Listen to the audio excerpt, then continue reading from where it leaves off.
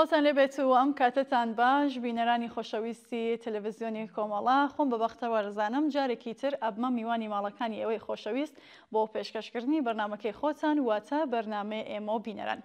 ئەم بەرنامەیەش وەکو هەموو هەفتەیە کۆمەڵێ نامە و بابەتی ئێوەی خۆشەویست لە خۆ دەگرێت کە یەکە پێشکەشتان یەکەم. هەڵبەت پێش دەستپێکی بەرنامەکە ناوبڕێکی جوان وەربگرین لە سروشتی پاییز اینجا دەستپێکەین فەرموون.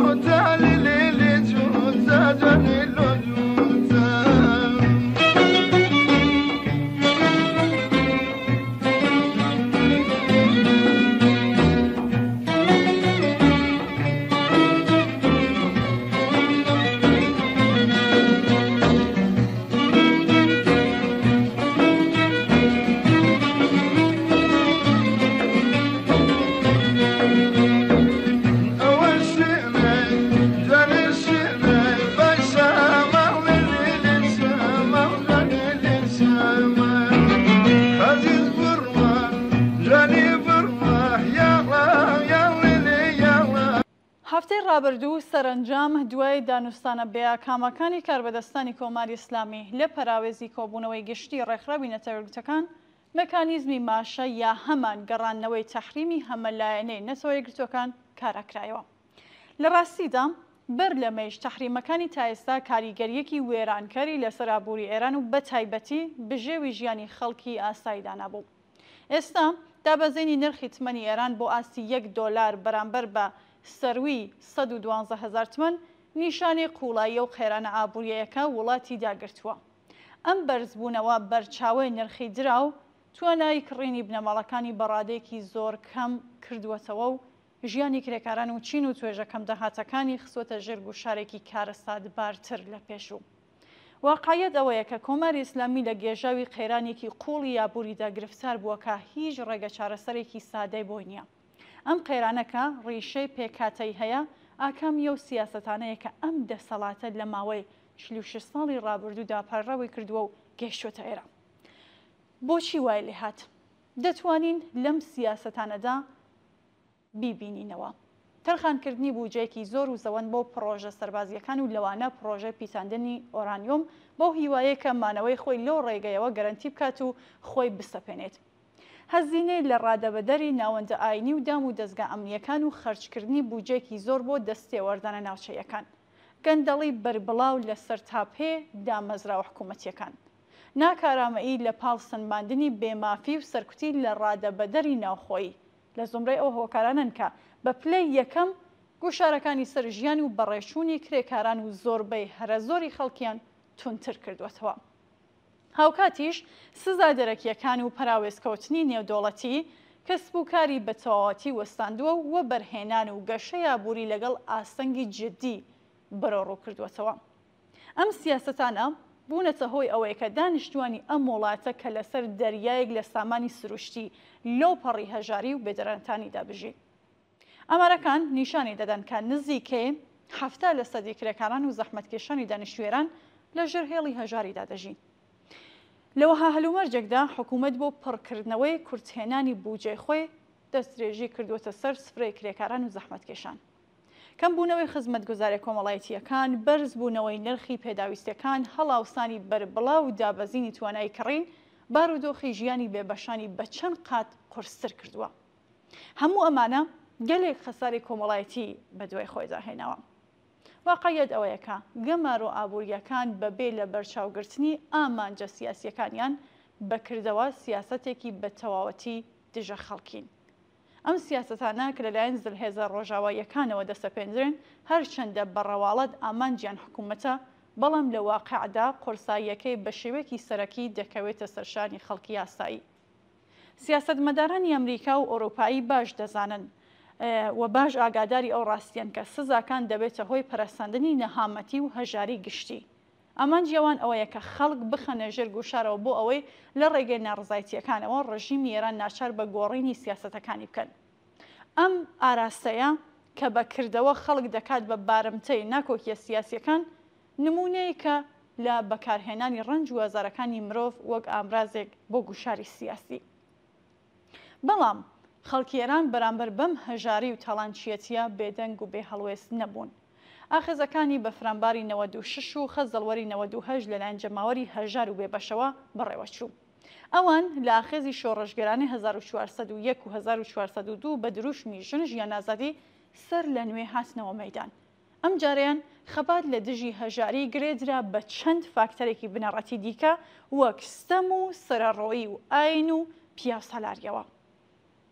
لە هەلومەرجێکدا کە ستەم و سەرەڕۆیی و خەفەقان، هەڵاوسان و گرانی، بێکاری دەیان ملیۆن کەسی برسیەتی و هەژاری و کەلێنی قوڵی چینایەتی ژیانی چین و توێژە ستەملێکراوەکانی کۆمەلگای کردووە بە دۆزەخ، بێگومان جەماوەری کرێکار و خەڵکی ئازارچێشتووی ئێران کە 46 ساڵە لە ژێر دەسەڵاتی ئەم ڕژێمە چۆسێنەر و تاوانکارانەدا لە پێناو باشترکردنی بارودۆخی کار و گوزەرانی خۆیان خەبات دەکەن، لەم هەلومەرجە ئێستاشدا لەسەر خەبات و تێکۆشانی خۆیان بەردەوام دەبن.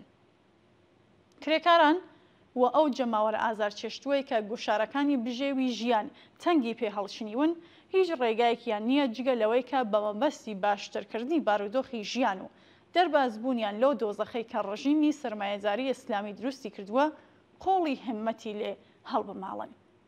شێلگیرانە و لێبڕاوانەتر لە هەمیشە لە دژی سەبەبکاران و کەسانەی کە هۆکاری ئەم هەژاری و نەهامەتی ئابووریان خەباتی چارەنووسازی خۆیان لە هەموو بوارەکاندا بەرەو پێش ببن. ناوبڕێک وەربگرین ئەگەڕێمە وڵاتان.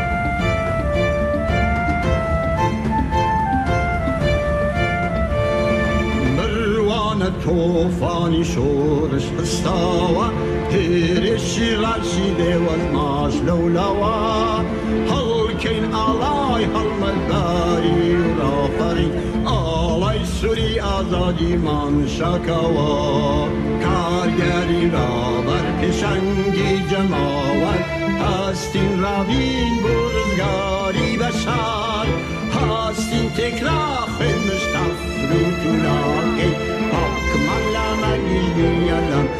تێنەوە باواری هەڵمەت بەلاماری بیرە باجێریکەینەوە سەرچاوەی مەینا هەموو شەڕ و جێرەواری ستەمگەری بێواو نەیتاوە تا هەتا هەتایە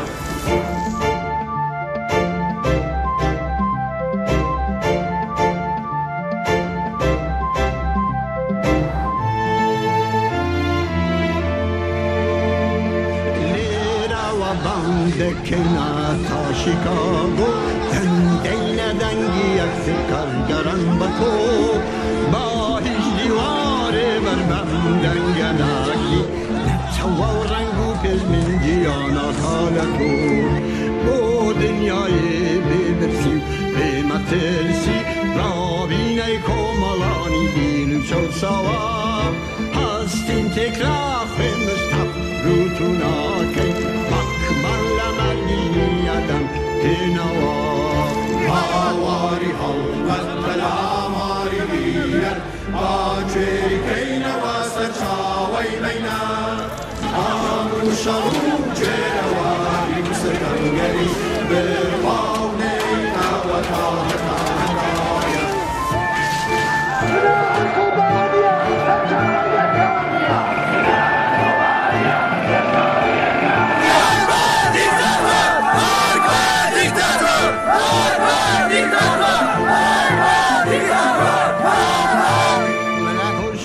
ستمکاری و حکمی سرمایه تک دن بیرو خنینداری شیبینی بس یادن دانا و دن بیل دنیایا اسمالا یک گرتن دایا یک گیری کشکی ستمکاری و حکمی سرمایه تک دن بیرو خنینداری شیبینی بس یادن دانا و دن بیل دنیایا باواری هەڵمەت بەلاماری بیرە باجێریکەینەوە سەرچاوەی مەینا هەموو شەڕ و جێرەواری ستەمگەری بێواو نەیتاوە تا هەتا هەتایە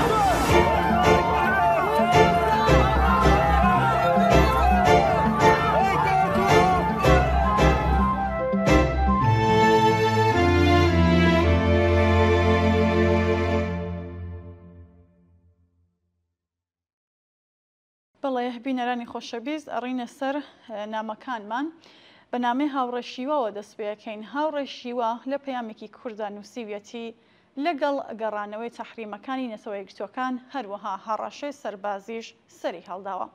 بەم جۆرە کۆمەڵگەی ئێران لە بەردەم دۆخێکی ئاڵۆزدا قەراری گرتووە کە بێگومان کۆماری ئیسلامی هۆکاری سەرەکی ئەم ئاڵۆزیەیە. ئەوە بەرچاوە ئەوەیە کە بەداخەوە باری قورسی دەکەوێتە سەرشانی خەڵکی ستەمدیت و ئێران. بەڵام ئەزمموی ڕاپەڕینەکانی ساڵی 1996 96 ئازاری 98 و ژن ژیانازادی نیشانی دەدات کە لەژێر پێستی کۆمەڵگادا توانایەکی بەرفراوان بۆ تەقینەوەی کۆمەڵایەتی بوونی هەیە. تا ئێستا جگە لە قەیرانی ئابووری ناڕزایەتی سیاسی و کۆمەڵایەتیش لە هۆکارە سەرەکیەکانی خۆپێشاندانەکان بووە. خەڵک کۆماری ئیسلامی بە حکوومەتێکی غێرە مەشروع نەشیا و زۆردار دەزانن.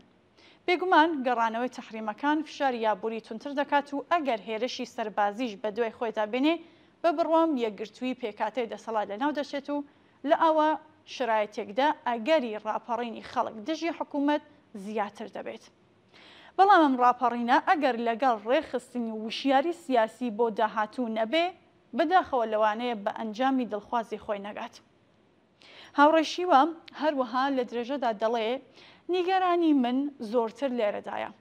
ئەوە ڕاستەکە بەگشتی کۆمەڵگای ئێران لە بەردەم هەلومەرجێکی هەستیاردا قەراری گرتووە و کۆماری ئیسلامی لەگەڵ ئەبەرقێرانێک ڕوبەڕوویە کە توانایی چارەسەرکردنی نییە و هەڕەشێکی جدیشن بۆ مانەوەی سیاسەتی کۆماری ئیسلامی.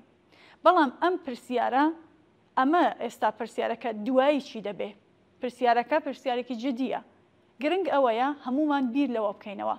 تا ئێستا کۆماری ئیسلامی کە ساڵانێک لەگەڵ قەیران مامەڵی کردووە، بەڵام ئێستا بەرامبەر قەیرانێکی یەکگرتو و ترسناک قەراری گرتووە کە بە نسبەتی هەموو کاتی تەمەنی خۆی لاوازترە. قەیرانێکە دەتوانێت چارە نووساز بێت و کۆماری ئیسلامی هەنگاوێکی تر بە ڕووخان نزیکاتەوە. هەروەک باسم کرد گرنگ ئەوەیە کە بیر لەوە بکەینەوە کە دوای کۆماری ئیسلامی چی دەبێ و خۆمانی بۆ ئامادە بکەین. کارێکە دەتوانین بیکەین خۆڕێکخستنە لە هەر کوێ و بە هەر ئەندازە بزانین چیمان دەوێ لە پێناو ئەوەی کە دەمان هەوێ ئەم ڕێخستنانە پێکەوە گرێ بدرێ و هەماهەنگ و لە یەک ڕێبازدا هەنگاو بنین.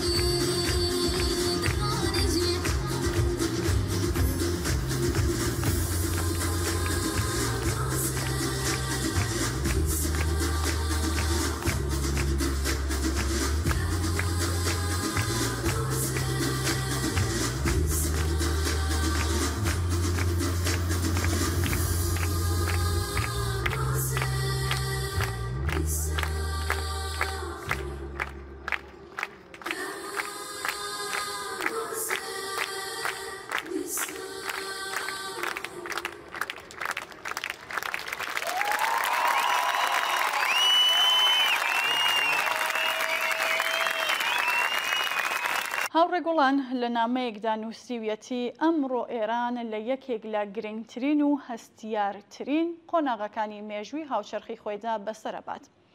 لەم بارودۆخەدا کە کۆماری ئیسلامی لە لاوازترین پلەی خۆی لە ماوەی 47 ساڵی ڕابردوودا بەسەردەبا، خەڵک زیاتر لە هەر کاتێکی دیکە هیوای گۆڕان و ڕزگاری لەم حکوومەتەیان هەیە.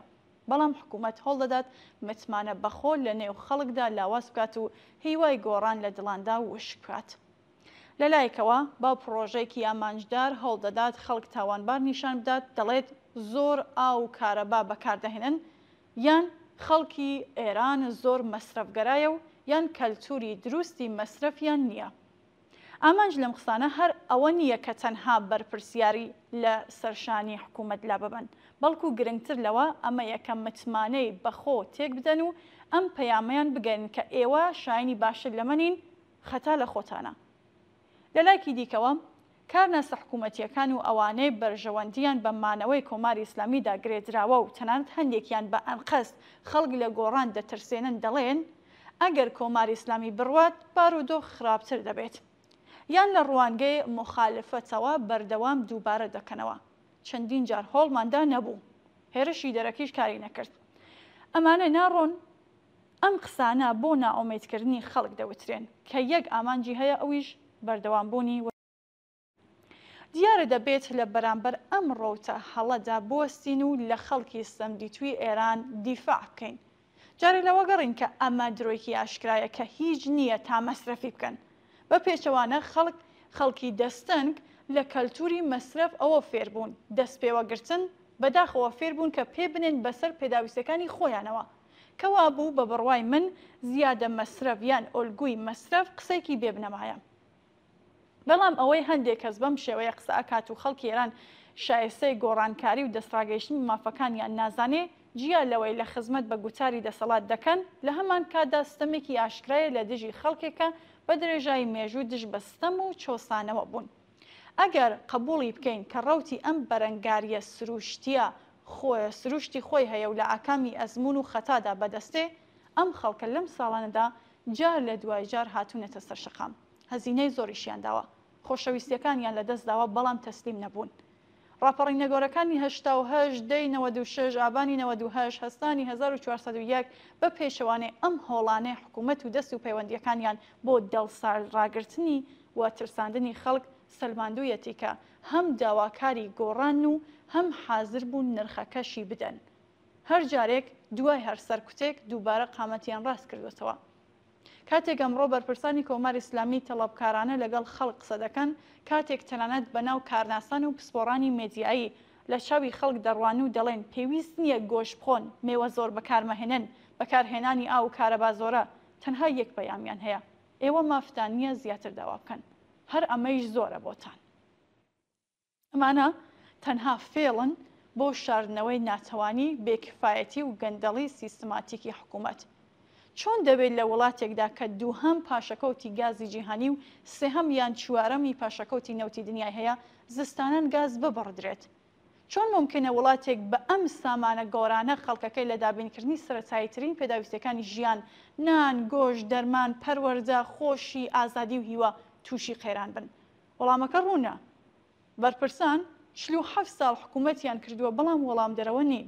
ئێستا کە خەڵک دەپرسن بۆچی، بەبێ شەرمی دەڵێن ئەگەر ناتانەوەیت بڕۆن، ئەم وڵاتە هی حزبوڵایەکانە.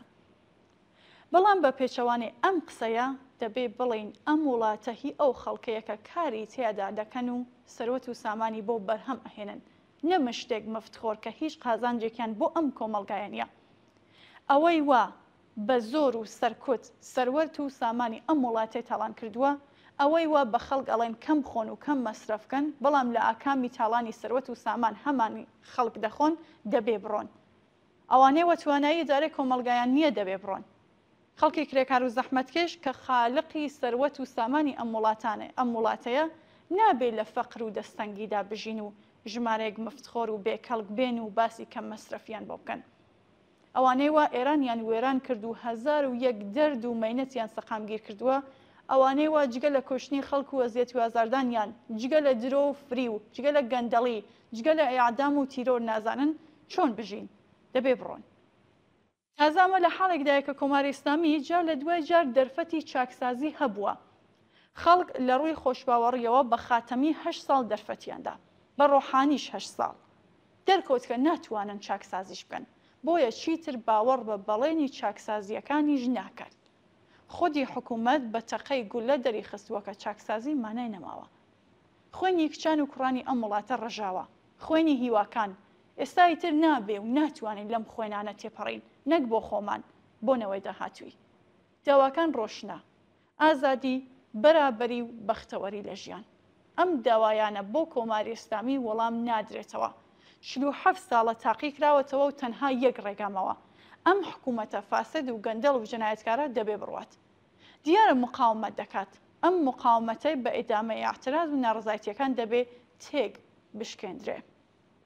ئەمڕۆ بە لاوازبوونی کۆماری ئیسلامی لە ناوچوونی گروپە نیمابەتیەکان، فشاری نێودەوڵەتی و ناڕزایەتی بەرفراوان لە ناوخۆ دەرفەتێکی بێوینەیە بۆ وەدەرنانی لەم حکوومەتە دروست کردووە. خەڵکی تینوی ئازادی و بەرابەری لە ئێران شایانی بەکارهێنانی ئەم دەرفەتە مێژوویەیە. ئازایەتیەک کە لەم ساڵانەدا نیشانی داوە ئەم هیوای دروست کردووە بۆ تێپەڕین لەم دۆخە و دروستکردنی جاهاتوویەکی باشتر، جاهاتوویەک کە بەدەستی خۆمان و لە پێناو بەدیهاتنی ئاوات و ئارەزوەکانماندا بێت.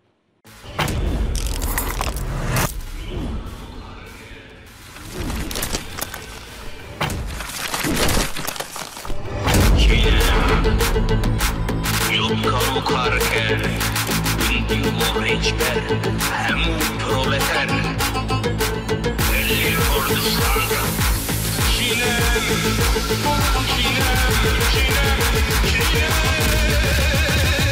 كردمه شکر هالگرد وجودیمه مدیو کارد و خودی هجار خانیمه دوارم از خجه سیابند و زینه فروان دزم درویش عودیمه مولانا جگرخین همن و یروسی باقی زمان طیران هنری دناسی شوان ده هر دره درد کرداد پرسی اگلی به شرف کابجت چه ده ترسی سردشت مزور میو حلب جو سنه دیلمان مزوران کوبانیمه و در چرگومه زارار دیسم سیپانم از کیو مرسول استمیمه امن کل خاری هر ملتی ام دیرو کشکا کیمیایینه خبات جودکارا بوکک و خالینه کینم کردستانم دینه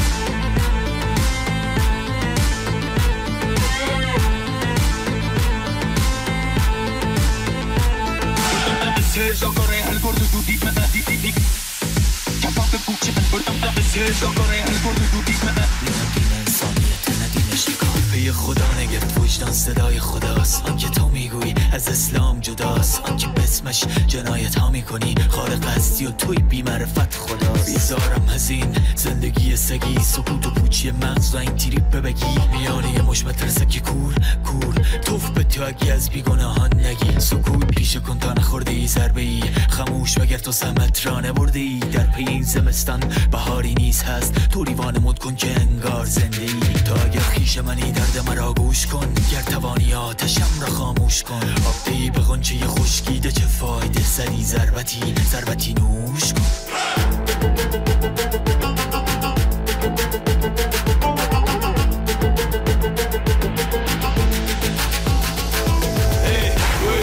just like you. Honestly, I will not succeeded without you. So take my hands and be allowed at me. If you are cruel fiction, so fuck you. We are died thousands of times, but risen again. Don't scare us from killing, we'll leave the pain. Look up, pressure and injustice are everywhere. Kill me, but if there is a God, I will meet you there. Please stop it, cause this game is not fair. Finally, stubborn turn, not there. Knock it out, violence against violence. Now it's time to break the leg of this chair. Hey bro, this life is like a game. If you fall, you have to raise up again. You are surrounded by friendly enemies, so open your eyes and use your brain.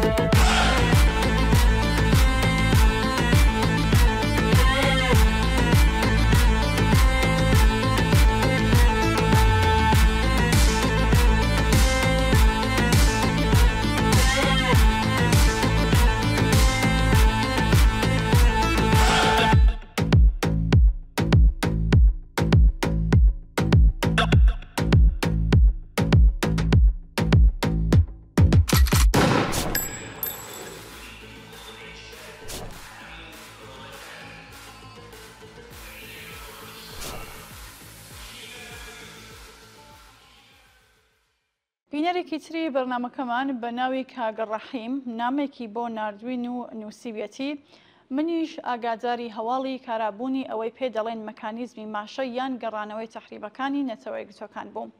هەموو کەس باس لەوە دەکەن وەزعەکە خراپتر دەبێ. منیش لای خۆم ئەڵێم لەمەیش خراپتر بە بڕوام مەکانیزمی ماشە کە لە ڕاستیدا گوشار بۆ سەر ژیان و گوزەرانی خەڵکە دەمێکە کارەکراوەتەوە. با لە نزیکەوە تۆزێ بەسەرهاتێکی ڕۆژی خۆمتان بۆ بگەڕێمەوە. کاگە ڕەحیم نووسیویەتی ڕۆژێکیان میێوانمان بۆ هات هاوسەرم کە هەمیشە خۆی کەلوپەلی پێویستی ناوماڵ دەکرێت چون ئەو ڕۆژە دەستی گیرابوو بە منی وت کە پێداویستەکان بکڕم و لیستێکی پێدام و زۆریش ئاگاداری پێدام کە چی بکەم و چی نەکەم لەکوێ پێداویستەکان بکڕم و شتیە لەو چەشنا. لە ڕاستیدا زۆر متمانەی بەکڕینی کەلوپەل بە من نییە و دەڵێ من نازانم شتومەک بکڕم. دەرهەر حاڵ دوای وەرگرتنی لیستی کڕین و ئەو هەموو وابکە وامەکە چوون بۆ نانوەخانەیەکی سەنگەک نزیکی ماڵی خۆمان.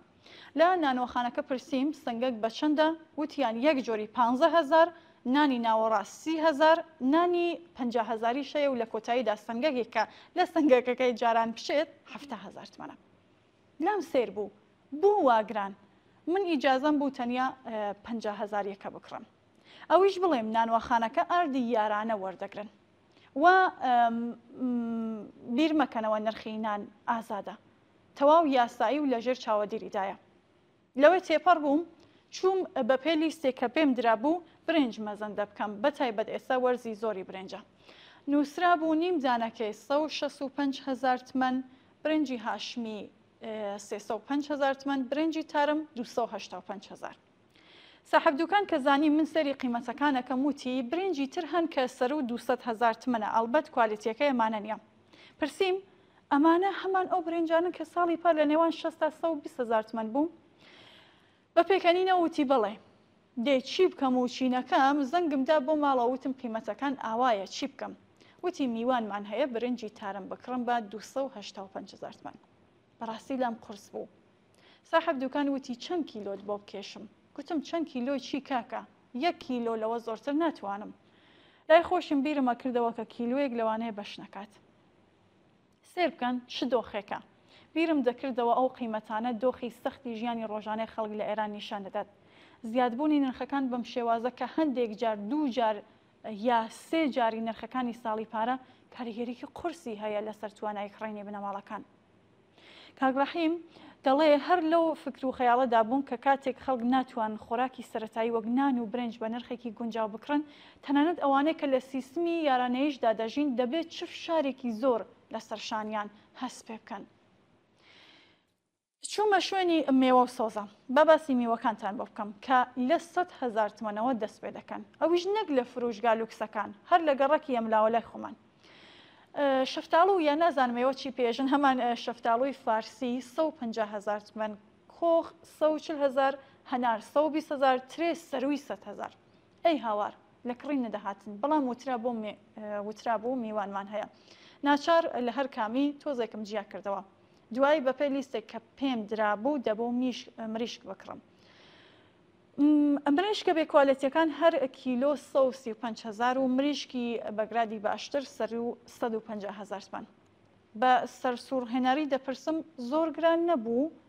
ساحب فروشگا پێ دەکەنێت و دەڵێت پێشتر گرانتر بووە، تەنانەت بەختت هێنا ئەمڕۆ هاتیت. لێگەڕام و چووم گۆشتی سوور بکڕم.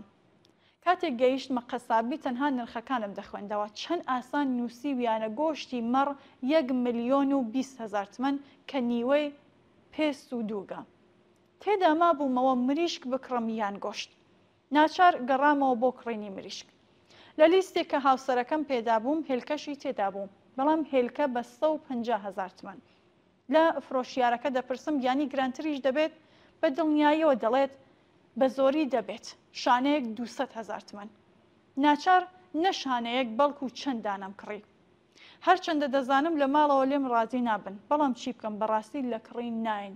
ئەوە من تازە دەهاتێکم هەیە، کرێخانە و نادەم و ماشینیشم هەیە، ئاوا بە دۆری خۆمدا دەسوڕێمەوە. بەڕاستی خەڵکی کەم دەهات چۆن دەتوانن بژێوی ڕۆژانەی خۆیان دابیر بکەن.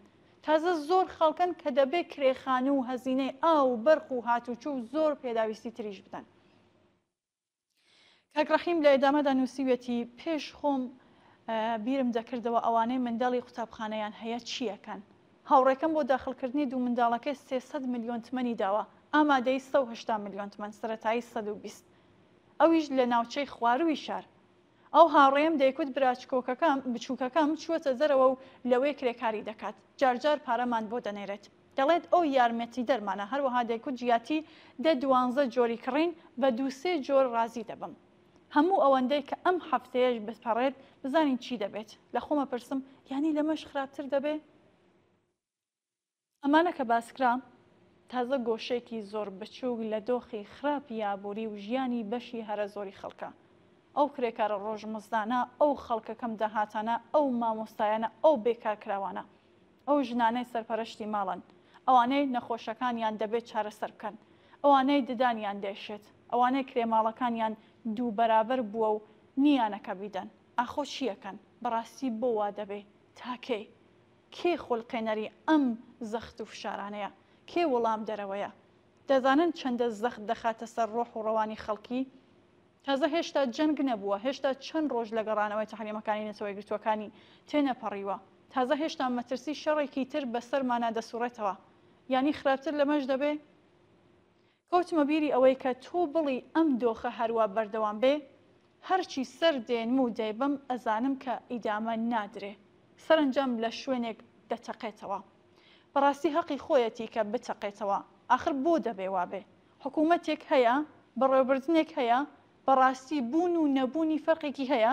ئەی قوڕ بەسەر ئەوانەی بەرپرسیارەتیان هەیە و بەناو کۆمەڵگا ئیداراکەن هیچ کارێک ناکەن هەر دزی و هەر درۆ ئەوە زۆرتر تووڕەمەکات کە دەڵێن لە لووتکە نزیک بووینەتەوە لووتکە لە تەپڵی سەرتاندات ئەوەی دەڵێن لووتکە دەرد و مەرگ و نەهامەتی بۆ بەشی زۆری خەڵکە یان ئەوە دەڵێن ئەگەر ئێمە نەبوونایە ڕەنگە دۆخەکە لە مەشخراپتر بووەیە بەڵام سەرڕای سەختی دۆخەکان پێم وایە هیوا بە گۆڕانکاری نەبراوە مێژوو پیشانی داوەکە کۆمەلگاکان توانیویانە بەسەر دۆخی هەستیاری سەخدا تێپەڕن و گۆڕانکاری دروست بکەن هەرچەندە ئێستا ڕووداوەکان ناڕەحەتکارتر دیارن بەڵام گرنگە گوێ لەو دەنگانە بگیردرێت کە هاواریان بەرز بووەتەوە و گومانم نییە ئەم دەنگە ڕۆژ لەگەڵ ڕۆژ بەهێزتر دەبێ بۆ گۆڕینی ئەم دۆخە نائینسانیە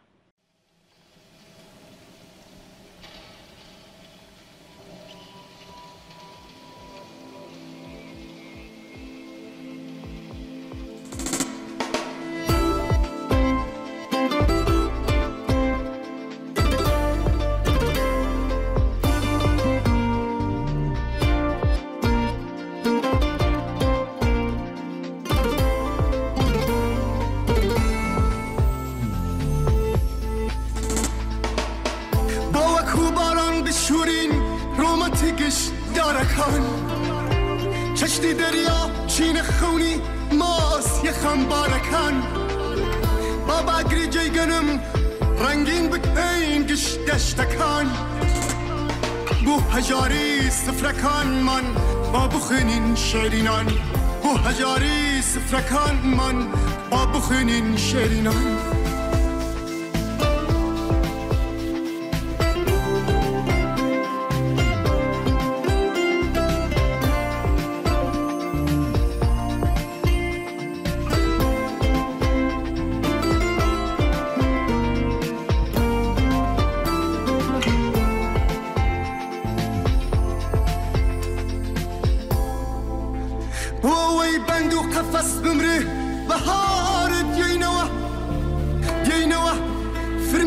چاوی کترکان اسرینوا تا دگینه تا که داری برزی آوات ووین تا سپیده عاشقی شون پی خزان اسرینوا تا سپیده عاشقی شون پی خزان اسرینوا تا که روژه بیتدی خونی من علانی هجار رول الشاری خونکان ابرینوا گشت ریگکان بولامز گرتنی خون و خیال آسمان پنجره روناکی روینین لسر دیوارکان پنجره روناکی روینین لسر دیوارکان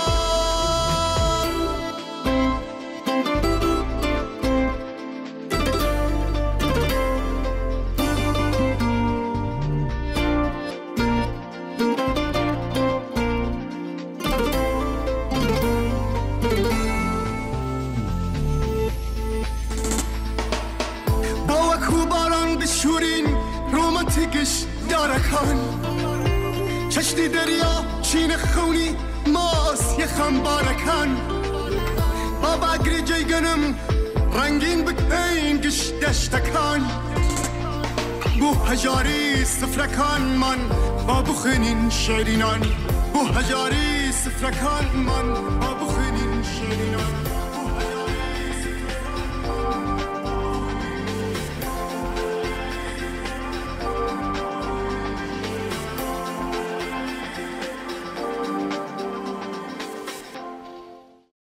بڕیارێکی بەرنامەکەمان کە خۆی بە خاڵۆ نەسیم ناساندووە لە نامەیەکدا نووسیویەتی کۆماری ئیسلامی بەدرۆ لەدایک بوو بەدرۆ ژیا بەڵام زۆر دوور نییە کە بەڕاستی کۆسایی بەتەمەنی ڕەشی بێت. چاو لێ بکەن خومینی کاتێک لە پاریس بوو پێشەوەی بگەڕێتەوە چەند درۆی کرد. هەر لە سەرتاوە کە هاتە سەرکار بە هێرشکردنە سەر ڕاپەڕین و ئاوات وەرەزوەکانی خەڵک درۆ بە دوای درۆ. کاتێک فەرمانی هێرشی بۆ سەر کوردستاندا هەر درۆی کرد. ئێستا ناتوانم هەموو درۆەکانی باسکەم چۆن ماوەی زۆری دەوێ. لە دوای خومینی خامنەی و هەموو دەست و پەیوەندیەکانی لە دەسەڵاتی کۆماری ئیسلامی هەمان ڕێچکەیان گرتە بەر. تەنیا با زەقترین درۆەکانیان نەک هەر لە سەرتاوە بەڵکو هەر لەم چەند ساڵی دواییدا باسکەم. کاتێک ژیناین بردە بازداشتگا و تەرمەکەیان دایەوە بە خێزانەکەی جینایەتەکەی خۆیان شاردەوە و درۆیان گوت. کاتێک لە فڕۆکەی ئۆکرانیان دا و 176 تەرمی سوتاویان بەجێهێشت ئەم جنایەتەشیان شاردەوە و درۆیان گوت. کاتێک گەمار و ئابوووریەکان تونتر بوو و ژیانی خەڵکی خستە مەترسیەوە وتیان هیچ نییە درۆیان وت. کاتێک زەختەکان زۆر بوو وتیان نە شەڕ دەبێ و نەوت وێژ دەکەن ئەوی شەر درۆیان وت. ساڵی 96 هەموو خەڵکیان کوشت و گرت جنایەتەکانیان شاردەوە و درۆیان وت. ساڵی 98 هەروە 1401 بە هەمان چەشت درۆ دوای درۆ. خاڵۆ نەسیم لە ئێدامەدا نووسیوێتی لەسەرەوە بۆ خوارەوە لە گەندەڵیدا نوقم بوون بەڵام شاردیانەوە درۆیان وت. گرانی بێکاری هەژاری زۆرێک لە خەڵکی ئێرانی وەڕەز و ماندوو کردووە کەچی باسی گەیشتن بە لووتکە دەکەن ئەوی شەر درۆیان وت.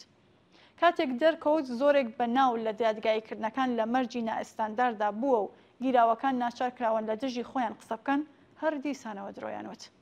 لە باسی زیندانی سیاسی، لە باسی ئەشکەنجەکردنی زیندانیەکان، لە باسی بێحورمەتی و دەستێژی بۆ سەر زیندانیەکان، لە باسی عەدامەکان، لە باسی مافی خەڵک بۆ ڕادەربڕین، لە باسی ڕاگەیاندن، لە سیاسەتی هەستەئی و لە ڕادەی پیتاندنی ئۆرانیۆم درۆ دەکەن.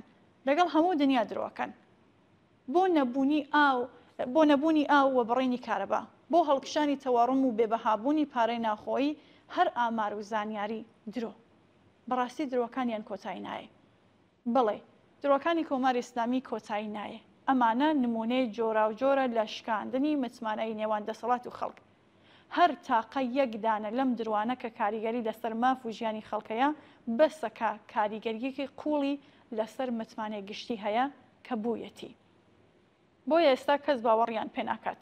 تەنانەت ئەگەر بڵێن ماسپیە کەس باوەڕ ناکات. باوەڕ بکەن درۆکانیان وای پێ هاتووە کە تەنانەت خەڵکی دینداریش لە ئاین و لە خۆدا دڵیان شکاوە بۆیە مزگەوتەکان بەتاڵ بوون. بۆیە کەس ناوێرێ باسی دەسەڵاتی ئاینی بکات. پێتان سیر نەبێ کە لە ماوەی ڕاپەڕینی ژینا بە پێچەوانەی هەموو هەڵچوونە جەماوەریەکان لە ئێران لە مێژووی 100 ساڵدا وشێکی ئاینی بەکار نەبرا و پیاوێکی ئاینیش دیاری نەبوو کە لە ڕاستیدا خاڵی بەهێزی بزوستنەوەی ژینایش بوو. گرنگە بزانین کە تا کۆماری ئیسلامی هەبێ درۆ هەر دەبێ. ئەم دەسەڵاتە ناتوانێ دەست لە درۆ فریوکاری و لە هەموو گرنگتر سەرکوت هەڵگرێ. جاگەر وایە ئەم جارە بەڕاستی ئەم دەسەڵاتە سەلاحیەتی مانەوەی نییە و دەبێ گۆڕی گوم بکات. ئەم ئارکی هەمانە و کەسانەیەکە لە ئاکامی درۆکانی تا ئێستای کۆماری ئیسلامی زەرمەندی یەکەم بوون. تکایە کەس وا بیر نکاتەوە کە هەموو کەسێک درۆکات. لەوانەیە کەس هەبێت کە درۆیشی کرده بێ یان ئێستا خەریکی درۆکردن بێ. لێرە قسە درۆکردنی دەسەڵاتێکە کات درۆوەکانی تەئەسیری و کاریگەری لەسەر ژیان و مافی خەڵکێکی زۆر هەیە. هەرچەندە درۆکردن باش نییە بەڵام فەرقی هەیە لەگەڵ درۆکردنی کەسێک کە هەر خۆی زەرمەند دەبێ. هاوڕێتان خاڵۆ نەسیم. زۆر سپاس بۆ ناردنی نامەکەت خاڵۆ نەسیم.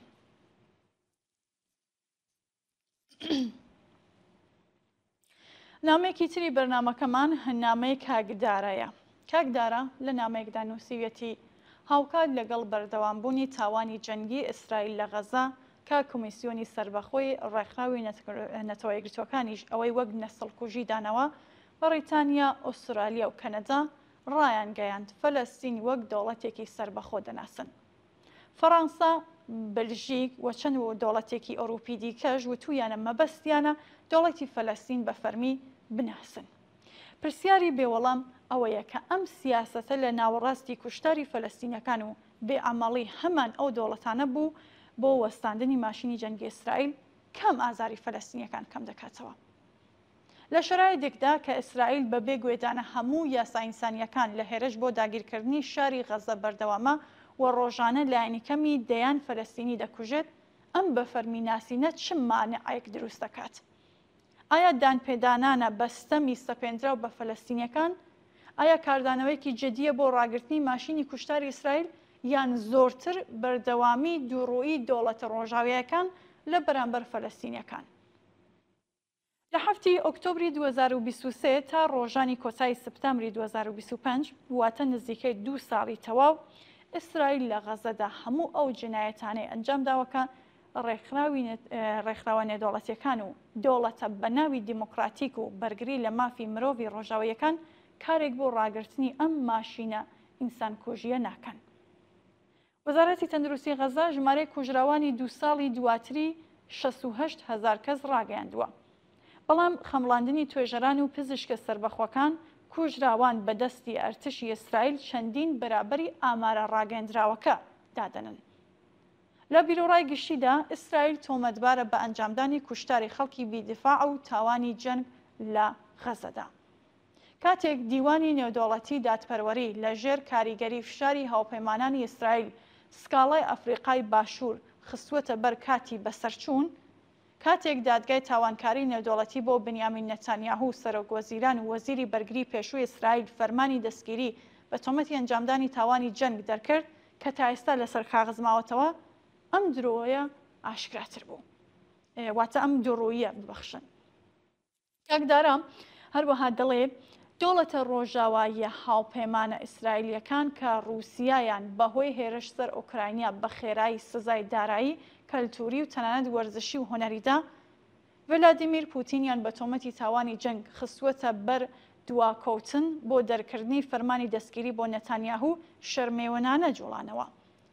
ویلایەتە یەکگرتووەکانی ئەمریکا ئەم دامەزراوە نێودەوڵەتیە تەحریم کرد، ئەڵمانیا وتی ئەم حکومە جێبەجێ ناکات. فەڕەنسا و بریتانیاش بە گومان و دوودڵی لەبارەی جێبەجێکردنی ئەم بڕیارە قسەیان کرد.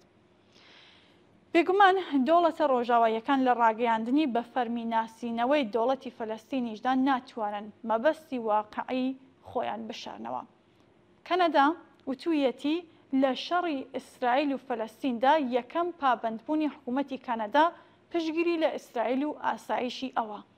ئەم ڕاگەیاندنە پاشان لە دامەزراوە خۆبەڕێوەبەرەکە دەپرسێت چاکسازیەک بکات، فەلەستین غێری سەربازی بکات و لە ساڵی 2026 هەڵبژاردن بەڕێوە بات. مەرجێکی گرنگی دیکەوە یەکەت لەم هەڵبژاردنەدا حەماس نابێت هیچ ڕۆڵێکی هەبێت. ئەوروپایەکان لە هەر دەرفەتێکدا کە بەدەستی دەهێنن بە پەلا حەماس محکوم دەکەن کە ئەڵبەت سیاسەت و کردەوەکانی حەماس جێگای تایید نین، بەڵام لە محکومکردنی داگیرکەر خۆیان دەپارێزن. ئەوان مافی خەڵکی فەلەستین بۆ بەرەنگاربوونەوە لە مافی بەرەنگاربوونەوە دەبوێرن، لە کاتێکدا بەرەنگاربوونەوەی ئۆکراینیا ستایش دەکەن و هەموو ئیمکاناتێکیش پێشکەش دەکەن. لە ئۆکراینیا کۆکتێلی مۆلۆتۆف پاڵەوانیەتیە، بەڵام لە غەزە بەرد تیرۆریزمە. ئەمە دووڕووی نەبێت چییە؟ ئەوە لە غەزە ڕوودەدات جەنگی نێوان دوو سپانیا. ئەمە لە ناوبردنی تەواوەتی نەتەوەیەکی داگیرکراوە لەلایەن یەکێک لە پێشکەوتوترین سوپاکانی جیهانەوە. ئەمە کوشتاری گەلێکەکە بە یارمەتی چەکی ڕۆژاوایی بە بێدەنگی ڕۆژاوا پارێزراوە و بە درۆی مرۆڤ دۆستانە خۆنمایی دەکات. پرسیاری بێوەڵام ئەوەیەکە دەوڵەتانێک کە ئەمڕۆ وڵاتی فەلەستین بە ڕەسمی دەدانستن نزیکەی 8 پاش ڕۆژی نەکبەت کە لەم 2 ساڵی دواییدا هەنگاوێکی کاریگەریان بۆ کنترۆلکردنی ئیسرائیل نەداوە، مەبەستیان چییە لە بە فەرمی ناسینەوەی فەلەستین؟ و تەنانەت ئەگەر وەربگەڕین ئەم هەنگاوە دووڕوانە نییە، چ چارەسەرێکیان بۆ کنترۆلکردنی ماشینی جەنگی ئیسرائیل بیرکردوێتەوە؟ ئەویش لە ڕۆژانێکدا کە قەتەر لە ڕۆڵی ناوبژێوانی ڕۆژاوا لە هەرێمدا هەر لە دەستێژی سەربازی ئیسرائیل پارێزراو نەما. ڕێکخراوە نێودەوڵەتیەکان کە سەرکوتی ڕۆژنامەنووسان لە وڵاتانی جیاواز ئیدانە ئەکەن و مێدیا سەرەکیەکان کە هەمیشە لە حاڵەتی ڕەخنەگرتن لەسەر میدیاکان لە وڵاتە دیکتاتۆرەکاندان، کوشتنی زیاتر لە 200 ڕۆژنامەنووس لە غەزە لە دەستی ئیسرائیلیان کردووەتە هەواڵێکی بێبایەخ و کارێکی یاسایی. ئەوان تەنانەت سنووردانان لەسەر ڕۆژنامەنووسە ئیسرائیل لە ڕەخنەگرەکانی حکوومەتیش بێڕەنگ نیشان ئەدەن بۆ ئەوەی وێنەی گۆیە تاکە دیموکراسی ڕۆژهەڵاتی نێوەڕاست نەشکێت.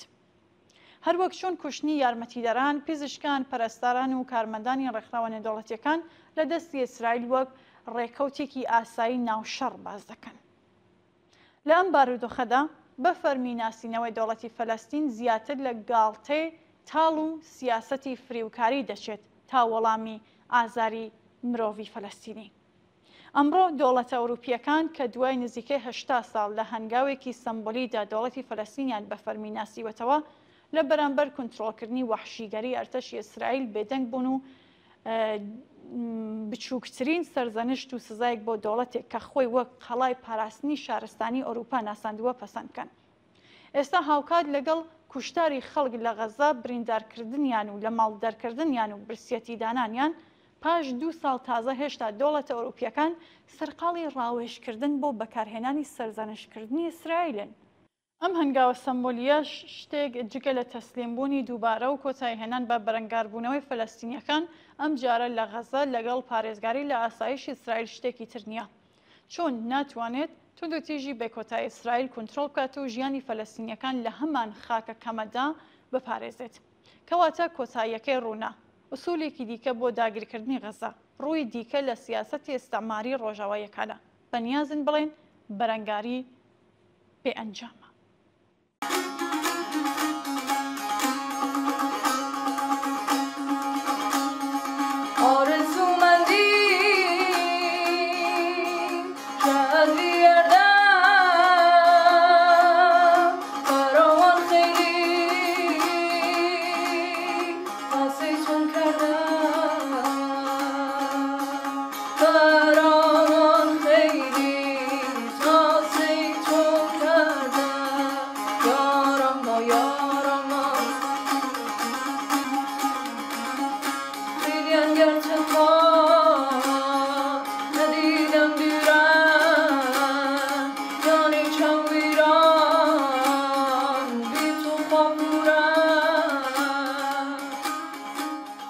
نامێکی تری بەرنامەکەمان نامەی هاوڕێ پرشنگە. لە نووسراوەیەکدا نووسیبیەتی ئامارەکان لە فەلەستین تەنها بەشێک لە ڕاستیەکان ئاماژە پێ دەکەن. 72% منداڵانی غەزا لەگەڵ نەبوون یان خراپی خۆراک بەرەوڕوون. 90% دانیشتوان دەستڕاگەیشتنیان بە ئاوی خواردنەوەی پاک نییە. هەر جارنەجارێک بەهۆی برسیەتیەوە منداڵێکی ژێر 5 ساڵ دەمرێت و زیاتر لە 2 ملیۆن کەس لە دۆخی سەختی نەئاسایشی خۆراکیدان. ئەم کارەساتە مرۆیە لە کاتێکدایەکە نزیکەی 88% ناوچەکانی باریکەی غەزا یان لە ژێر فەرمانی چۆڵکردنن یان لە ناو چالاکیە سەربازیەکاندان. دانیشتوانی مەدەنی لە تەنها 12% ئەم خاکەدا کۆکراونەتەوە لە دۆخێکدا کە دەستڕاگەیشتنیان بە سەرچاوە گرنگەکان بڕاوە. منداڵان لە غەزە لە برسیەتی دەمرن لە کاتێکدا کۆکەکانی جیهان پڕن لە خۆراک بەبێ دەستڕاگەیشتن بە سەرچاوە گرنگەکان بە حاڵی خۆیان جێهێڵدراون. ئەمە دیمەنی دنیای متەمەدنی ئەمڕۆیە. لە پێش ئەم مامارانە کە تەنانەت لە پێوەرەکانی پێناسەی کارەساتیش تێپەڕیوە مەکانیزمی ئاڵۆزی توندوتیژی ئستەعماری شاراوەیە. سیستمێکە خۆراک، تەندروستی و مانەوەی وەک ئامرازێک بۆ بەکارهێنانی کۆنتڕۆڵ و سزادان بەکاردەهێنێت. ئاژانسی یارمەتی و کاری ڕێکخراوی نەتەوەیەکان بۆ ئاوارەکانی فەلەستینی لە 20 جوولای ڕایگەیاند بەرپرسانی ئیسرائیل لە حاڵی برسیکردنی خەڵکی مەدەنی غەزەدان. لە ناویاندا 1 ملیۆن منداڵ هەن. بەکارهێنانی خۆراک وەک چەک چیرۆکێکی نوێ نییە لە خاکی فەلەستین. نە لە ئەمڕۆوە دەستی پێکردووە نەک تەنانەت لە 7 ئۆکتۆبری 2023ەوە. غەزە چەندین ساڵە وەک زیندانێکی بێسەقفی جۆگرافی لە گەمارۆدایە. ئەم گەمارۆیە تەنها داخستنی سنوورەکان لە خۆ ناگرێت، بەڵکو قەدەغەکردنی هاوردەی مادە سەرەکیەکانی بەرهەمهێنانی خۆراک، تێکدانی بانقەستی کێڵگەکان و سیستمی ئاوەدان و ئامانجگرتنی پێکاتە دابەشکردنەکانی خۆراک لە ژێرناوی خەبات لەگەڵ تیرۆریزمیش لەخۆ دەگرێت. ئەم استراتێژە مافی ژیانی کردووەتە مەرجی بێدەنگی و تەسلیم بوون. تەندروستی ناتوانرێت تەنها وەک کێشەیەکی تەکنیکی یان خزمەتگوزاری چاو لێ بکرێت. تەندروستی لە فەلەستیندا بەشێکە لە ئاکامی داگیرکاری سیستماتیک و کۆنتڕۆڵی سیاسی وابووری. کاریگەری درێژخایەنی ئەم داگیرکاریە لەسەر خەڵکی فەلەستینی لەسەر دامەزراوە تەندروستی و چاودێریەکان ئەوە دەڵێت کە سیاسەتی تەندروستی تەنها لە پەیوەندی لەگەڵ چەمکەکانی وەک عەداڵەت، دەسەڵاتی گەل و مافی چارەنووسی مافی دیاریکردنی چارەنووسدا مانە پەیدا دەکات. لە ڕاستیدا غەزە ئەمڕۆ بووەتە تاقیگەیەکی ئەخلاقی جیهانی، شوێنێک کە تیادا سنوورەکانی مرۆڤایەتی هەر ڕۆژە دادەڕمێت، مێژوو بە سەختی لێخۆشبوون دەکات ئەوانەی لە بەرامبەر کارەساتی ئەم خاکە بێجەنگ بوون.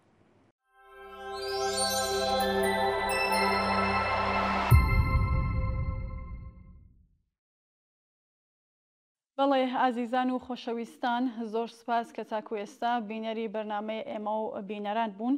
بۆ هەرچێ زیاتر ڕازانەوەی بەرنامەکەی خۆتان پەیوەندیمان پێوە بکەن، هەڕاو بۆ چوونی خۆتان بۆمان باسکەن و بۆمان بنێرن. جارێکی تر سپاس تا بەرنامەیەکی تر و هەفتەیەکی تر و ئێمە و بینەرانێکی تر ماڵەوە.